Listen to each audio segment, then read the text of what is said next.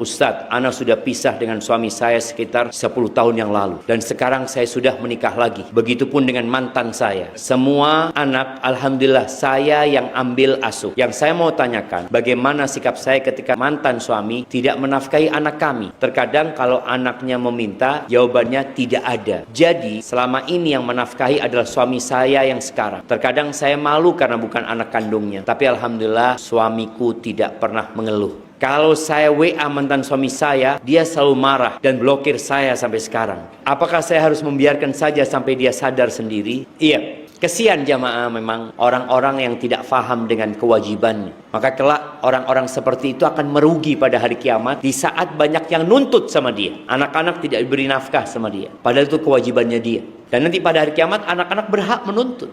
Kalau tadi suami ibu menafkahi sebagai sedekah buat anak-anak itu jadi kebaikan dia. Dan ingat ya, bahwasanya anak-anak itu walaupun sudah bercerai adalah full tanggung jawab bapaknya gitu. Karena yang terputus itu hanya hubungan suami istri. Hubungan anak sama bapak, anak sama emaknya sampai kapanpun tetap. Dan yang memiliki tanggung jawab adalah tanggung jawab bapaknya. Ketika bapaknya tidak bertanggung jawab, ya mau nggak mau ibunya. Sehingga itu juga jadi pahala buat ibunya. Dan alhamdulillah ibu tadi punya suami yang baik. Kalau tadi ibu sudah menegur, udah ngasih tahu mantan suami tadi ya, tapi dia nggak mau, ya sudah, tugas ibu sudah selesai. Kalau memang nanti anak-anak, jangan sampai dibuat benci sama bapaknya. Walaupun bapaknya seperti itu, tolong jangan sampai menanamkan kebencian kepada anak-anak. Ya sudah, sampai kena mungkin bapakmu nggak punya duit, mungkin bapakmu seperti ini, seperti itu. Jangan sampai anaknya durhaka. Akhirnya yang dosa dua orang, bapaknya dosa nggak ngasih nafkah, emaknya dosa menanamkan kebencian kepada anaknya, sehingga anaknya tumbuh besar durhaka kepada bapaknya. Padahal bagaimanapun itu tetap bapaknya.